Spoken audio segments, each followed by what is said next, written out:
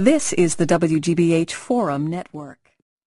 I'm Henry Beckton, president of WGBH, and I want to welcome you to this Open Content and Public Broadcasting Conference here on the bank of the Charles, where, as you can see, we are still celebrating midsummer and kind of wish we could rewind the Red Sox into the same state, but we can't. So we'll move on and deal with more real subjects. I hope we're going to have a great opportunity today to, and the next day and a half after that, to explore and frame a vision of how open content might work in public broadcasting, or what we say more often these days, public media.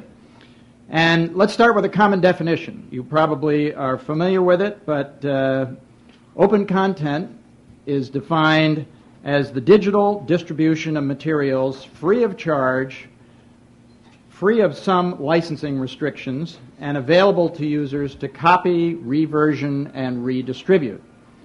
It's a bold idea, one that has the potential to change a lot of production and business models, to engage and serve our audiences in new ways and interesting ways. It also poses a lot of challenges, major copyright hurdles, and legitimate and complex editorial concerns. And stepping back, it's all part of this exploding media revolution, a revolution that we think provides an opportunity for us in public media to better serve our audiences, to serve them in ways that were unimaginable just a few years ago.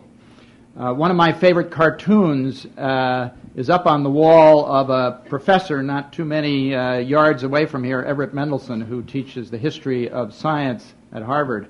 And on it is a man with his briefcase coming back to his office, and his assistant says, "The following paradigm shifts occurred while you were out." Things are changing rapidly. We feel certainly that every day we have to catch up with some new development in distribution or different ways of serving the audience that might be of interest to us, different ways of collaborating with partners. Just today we were talking about a possible new partnership with public libraries. There's a famous remark of Einstein's about moments like this, and since we were celebrating the 100th anniversary of his major big equation last year and did so with a Nova production called Einstein's Big Idea, I'll just borrow from a moment where he was handing out his final exam when he was teaching at Princeton, and one of the students who had been studying using the questions from the prior year's exam looked down and noticed with horror that they were the exact same questions, and after a moment of self-examination, he rushed to the front of the room and he said, "Professor Einstein, there must be some mistake. These are the same questions as you gave us last year." And Einstein said, "Ah, yes, but this year the answers are different." Our goal here in Boston has been to jump into this rapidly changing set of new media options and find ways to deliver our educationally rich content to more people, not simply when and where they want it, but in ways that will be most useful and engaging to them. And I think we've made a strong start with some of our websites that include online streaming and downloadable content, with multiple linear digital channels and video on demand, with the launch of the Create channel, now nationally syndicated through public television stations this past year, and in this past January, and then this year with the upcoming launch of its sister service that we developed with WNET and now with PBS, World. We've also helped negotiate the recent downloadable-to-own video deal with Google of programs from some of WGBH's top series. We launched a 24-hour all-classical digital radio channel, and we were the first public broadcaster, we like to claim, somebody needs to prove me wrong about this, we were the first public broadcaster to podcast. So where does open content fit into the public broadcasting equation? Well, we don't know yet. This is wet clay. This is what we hope we can explore in the next 2 days. We have two exciting sort of prototype projects that are just getting off the ground here at WGBH. At least one is a prototype. It's called Sandbox, and it's a modest video sharing pilot initiative that we're working on. The other is the enhancement of our Teachers Domain online library of multimedia resources and lesson plans for teachers K through 12. We are revisiting it to make more of its assets open.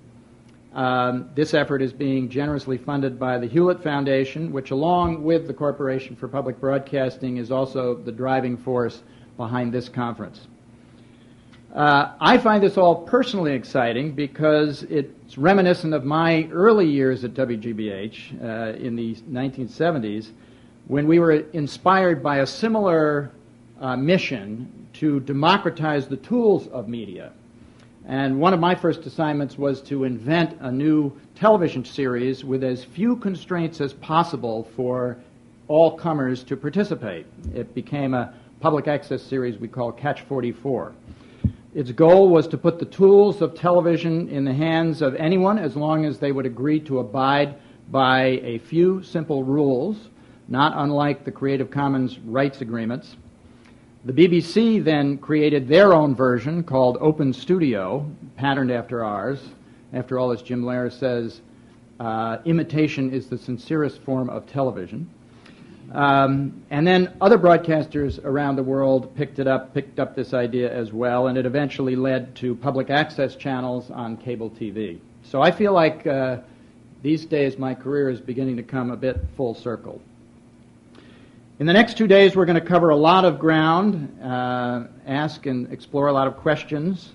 The overriding question is, what can we learn about open content and public broadcasting from our counterparts in academia and innovators from the business world?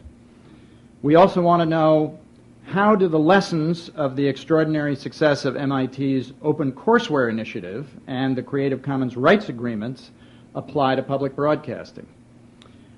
What do the greatest minds at the intersection of the law and the Internet, a number of whom we're privileged to have with us over the next 2 days, what do they think would be promising ways for us to make more public broadcasting content open?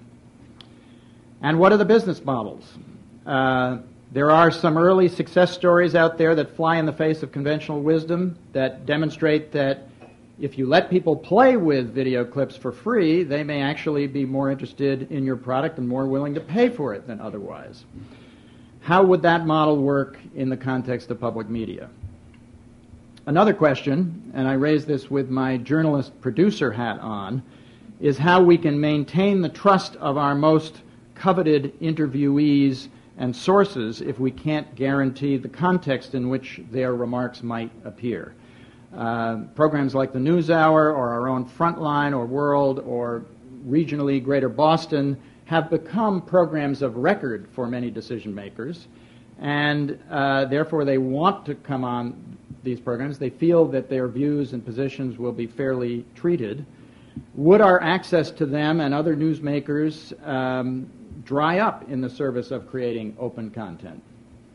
On the other hand, there's the intriguing experience of Minnesota Public Radio and coming out of our own studios, the radio series Open Source, as they tap into the power of citizen journalism. So we hope that by the end of this conference we will have fresh, new ideas about how open content can be applied to public broadcasting.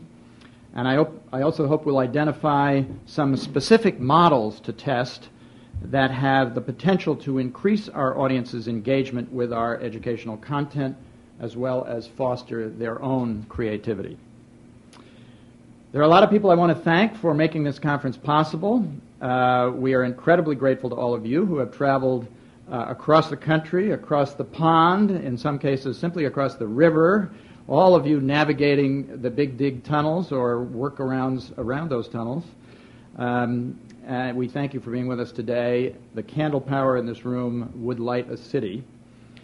We intend to take full advantage of each of you. We've intentionally kept the list of invitees small to facilitate information sharing and real problem solving.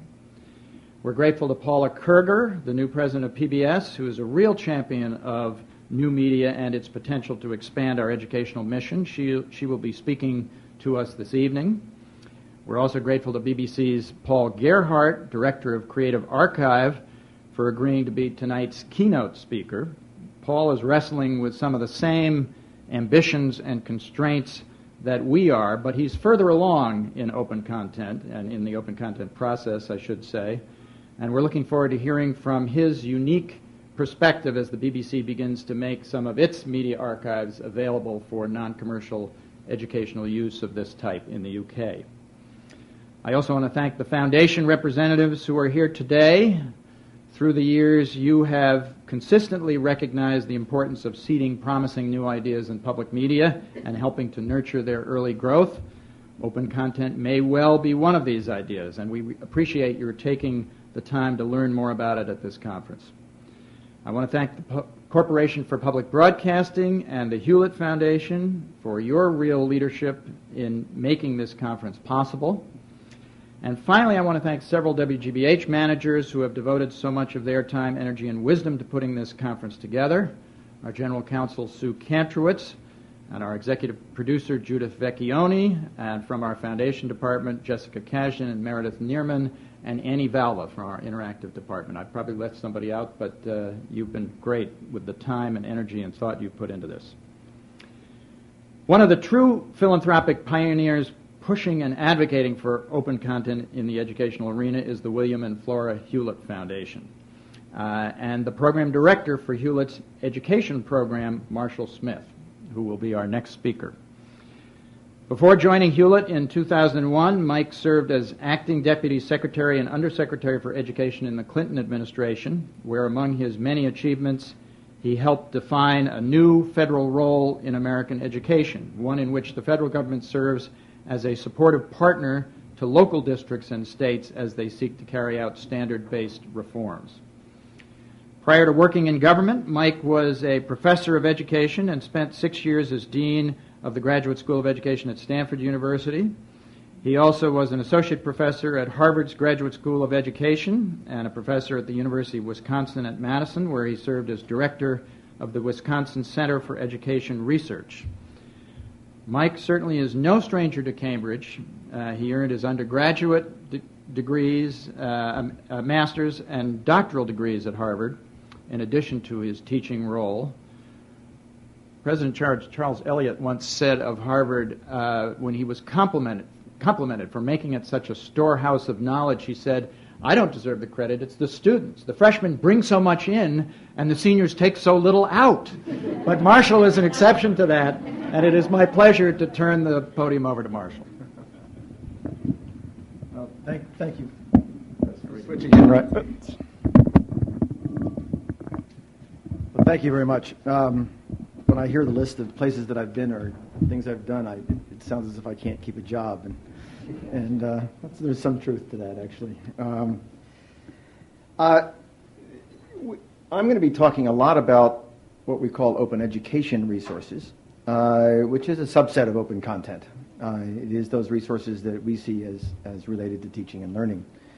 So just to clarify, you've been talking about the bigger picture, and I've been talking about the smaller one. I want to thank you, Henry, for that introduction, and welcome you all. I also want to mention the preparation for the conference, which seems to me to be superlative. Particularly the readings. If you haven't had a chance to go through the readings, you really should. It's like a primer in this whole set of issues. I mean, it doesn't go as far down as some people might like it to go in their own field, but it certainly gives you a terrific overview and a lot of insights into the issues. Just as a footnote on what we're doing, we read the mission from the Public Broadcasting Act, your mission, and found that we were in almost total agreement. We've used a mission statement that talks about serving the underserved and disadvantaged in particular throughout the country and also throughout the world. And in many ways, you're opening it up to open content and things does open up your impact to the entire world, not just in the United States. So what are open education resources? We define them as high-quality digital materials, as well as tools for using them for learning, teaching, doing research, and institutions and programs to support the use and usefulness of these materials. And we'll give you some examples of these different categories of activities over the next few minutes. There are two great strengths to open education resources, and I think this gets into the real crux of what we're talking about, I think, over the next 36 hours. One is the idea that open education resources, open content, anything, makes knowledge available throughout the world in a way that it hasn't been available in the past. And just to paraphrase Sen and Yochai Benkler, the idea of providing access, providing free access to knowledge, to great amounts of knowledge, to people that haven't otherwise had it, is an enabler of freedoms. It gives people the kinds of opportunities that they would never otherwise have had. So a huge advantage comes to people who are able to access these resources. Second side of this is that open content, open education resources, when they are fully open and available for downloading and modifying, open up another line of thinking about teaching and learning. And this line of thinking has to do with creativity. It has to do with constructing knowledge. It has to do with taking control of your own environment. If you can use and reuse the materials that you have in front of you, you can grow and learn in ways that you'd never get from passive presentation of knowledge and facts. Very, very important. So there are these two aspects to, the way we think about this at least, is there are these two aspects to open education resources. One is to make the knowledge as available as possible to everybody in the world. The second is to allow people to take the knowledge and manipulate it and change it. Isaac Newton is attributed as saying that if I have seen further, it is by standing on the shoulders of giants. In many ways, all creative work is derivative, and this gives people an opportunity to create work, often on the backs of giants. So these are examples of some of the things that we funded during the first 5 years. You'll hear a lot about MIT OpenCourseware, so I won't talk much about it, and I'm sure you've heard a lot about it in the past from others. Harvard University, we funded collections, 2 or 3 collections of library materials. Sid Verba, who is the Harvard librarian and a quite well-known political scientist, Sid once said to me that he imagines the next set of Harvard Classics to be a wonderful set of collections of materials that come out of Harvard libraries, the whole large number of Harvard libraries brought together. The first one is a terrific collection called Women Working, which traces women's history in the United States from about 1870 to 1920, a truly extraordinary time in the history of women in the United States. It brings together all sorts of materials. The Johns Hopkins OpenCourseware focuses on public health, making available all over the world the most current public health materials, set out in the form of courses, but useful to people who are in public health centers as well as people who are in universities. Yale University is now coming out with a whole set of videos of courses, videotape lectures of courses, full courses now. The first 7 are chosen because they're particularly interesting. The president said that he had 2 or 3 professors who are retiring and who taught these wonderful courses over the years. They wanted to capture them. There's some other courses that are the basic courses, and they'll move to 35 courses over time. One of the things we noticed from the MIT OpenCourseware, and I'm sure Ann Margulis will mention this, the most popular places to go in the MIT OpenCourseware are those particular courses that have the lectures by the professor. over the past 5 years, the amount of material on the web the amount of open educational material on the web has skyrocketed dramatically. When we first started, there was very few high quality materials, and those that were there were very hard to find. That's changed now. And so in many ways, our set of strategies have changed. They've changed from funding high visibility universities to put out very high quality content. They've now changed to worry a lot more about this second phase, this phase of use and reuse. And how do we stimulate use? How do we get people out there to be able to take the materials and change them and modify them over time? But that doesn't mean to say that in phase one there aren't real advantages for teaching and learning. There are some extraordinary advantages. One is obviously the MIT's open-courseware, and this is just one of literally hundreds and hundreds of comments that MIT has received over the years about the usefulness of their materials, and they have been very careful in thinking about evaluations and so on. So there's quite a record there. Part of this is captured, and part of the way that MIT affects people is captured by a set of comments from Chuck Vest. They're actually in the materials. And it goes something like this. The emerging meta-university, built on the power and ubiquity of the web and launched by the open-courseware movement, will give teachers and learners everywhere the ability to assess and share teaching materials, scholarly publications, scientific works in progress, teleoperation of experiments, and worldwide collaborations, thereby achieving economic efficiencies and raising the quality of education through a novel and global endeavor. This is an example of this first phase.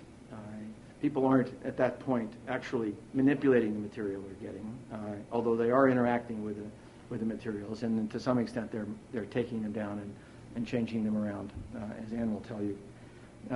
But it wasn't set up that for that purpose, and it was designed really to put the information out there.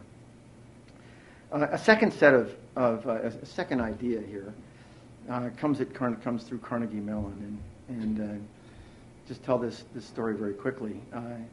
Carnegie Mellon produces courses that are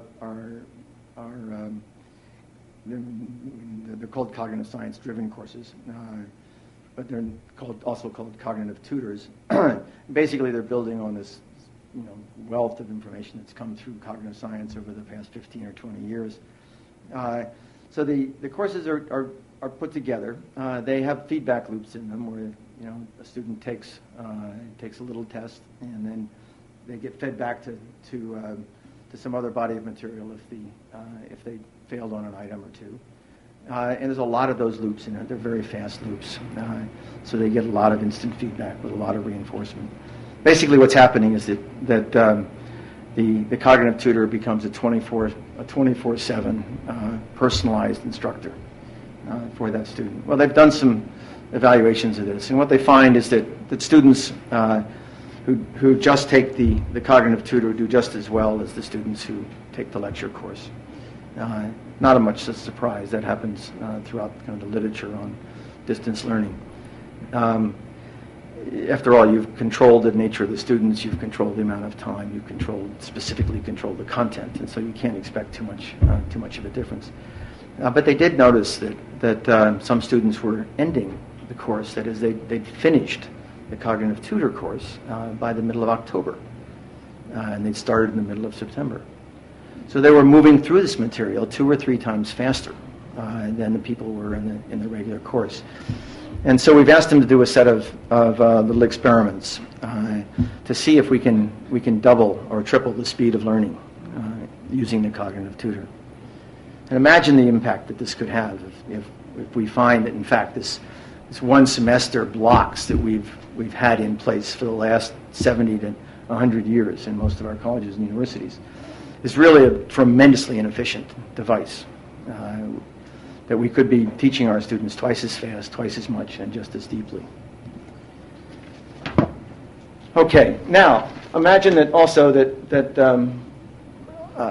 we tapped into somehow the materials through public television. We tapped into them to make them accessible, and we tapped into them to make them reusable. And why is this important? Well, there's a lot going on in the country, and one of the things that a lot of people are unhappy with is the education system at this point in time. We have a lot of new challenges. The global economy is demands more well-trained people in the workplace. We have an increasing percentage of students from low-income families. We have an accountability system that is narrowing the teaching in our schools. And this has led to areas like fewer enrichment classes, little differentiated instruction, and fewer cooperative activities. Just at a time when the business side of the world, the economy, is asking for greater creativity. It used to be that the folks in the East, the Japanese and the Singaporeans and the Chinese, would come to the United States to try to figure out how our education system created so many very creative people, Nobel Prizes, et cetera, et cetera. I mean, you can name the lists, innovative people.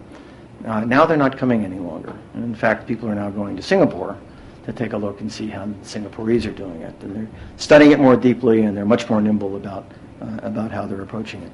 Well, we are pretty staid and pretty set in our ways at this point. So there's an alternative. There are new outlets for creativity, and you can imagine that's what I was going to say. This is a little bit like tinkering on a Model T, if you're that old, or I had a 1947 Studebaker that I tinkered on. Or it's even like reading a book and fantasizing with it a little bit, or writing a long letter. That is, these are spaces where people are creative. These are spaces where people go for both companionship and to be alone, and to create in both settings. That is, to bring people together to create and to create alone. As John Seeley Brown describes it, he says, "We are seeing a generation of young people who are growing up savvy in digital media. If they see something they like, they would want to download it, adapt it so it's truly personal, and then possibly post it on their own personal web page or blog as expressions of self-identity. Their friends would see it and then possibly take what has been created to iterate upon it. Being able to iterate and recreate content is just as important to many as having access to it." John goes on to talk about the rise of a pro-amateur class. These are people these are youngsters and some oldsters that are dedicated, serious leisure, passion-based, informal learning is what they do, is how they learn, it's how they think about things. Individual documentaries, multimedia biographies, and so on. The example here is from a PBS show. A Girl Like Me. It's a short film about a 16-year-old that explores issues around beauty standards for black girls. It's found on Listen Up. So iterate toward excellence. This is kind of your classic example. It's music, so it's not video. It's not written materials, but it is truly wonderful. The Canon in D, Pachelbel's Canon by Johann Pachelbel, is a piece of classical music I'm sure we all know. Why don't you click on that? Oop, wrong one.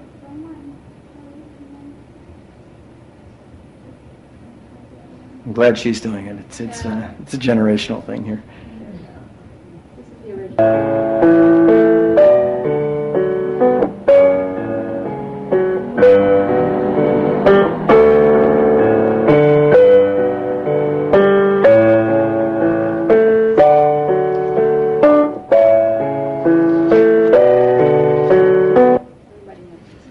Okay, in 2005, a young 25-year-old Taiwanese wrote his rock version of it. That's the one in the middle. He uploaded his playing and then openly shared the arrangement that he wrote.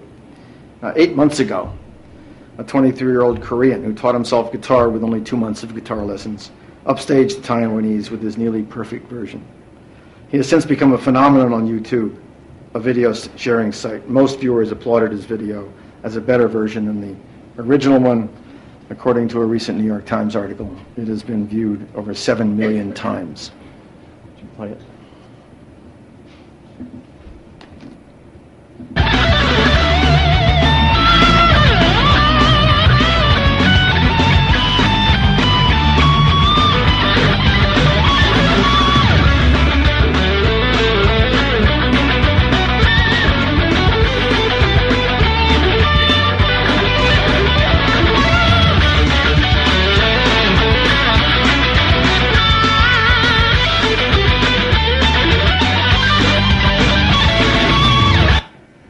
Okay, here he is sitting on his bed, right?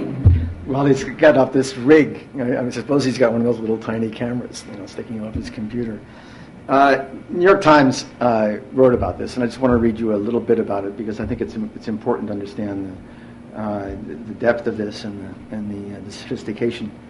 The piece that Fun to Play with Mounting Dexterity was an exceedingly difficult rock arrangement of Pachelbel's canon, the composition from the turn of the 18th century known for its solemn chord progressions and its overexposure at weddings. But this arrangement was anything but plodding. It required high-level mastery of a singularly demanding maneuver called sweep picking. Any guitarists in the audience? There is one, right? Great. Over and over, the guitarist's left hand articulated strings with barely perceptible movements, sounding and muting notes almost simultaneously, and playing complete arpeggios through a single stroke with his right hand. Fundu's accuracy and velocity seemed record-breaking. His mouth and jawline, to the extent that they were visible, looked impassive, with none of the exaggerated grimaces of heavy metal guitar heroes. The contrast between the soaring bravado of the undertaking and the reticence of the guitarist gave the 5-minute, 20-second video a gorgeous solemnity.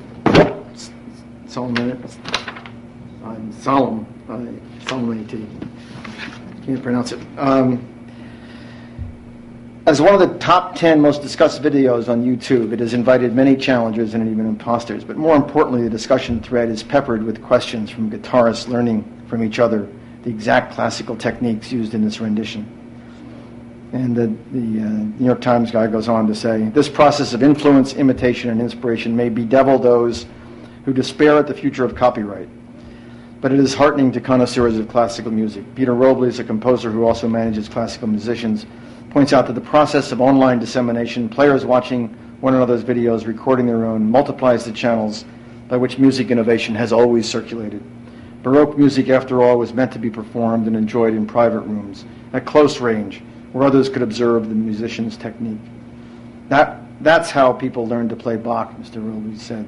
The music wasn't written down. We just picked it up from other musicians. Okay, so what are the possibilities here for this sort of thing? British Open University will announce in October, actually at Westminster, it's going to be a fairly major announcement, that they are putting out 800 hours of open education content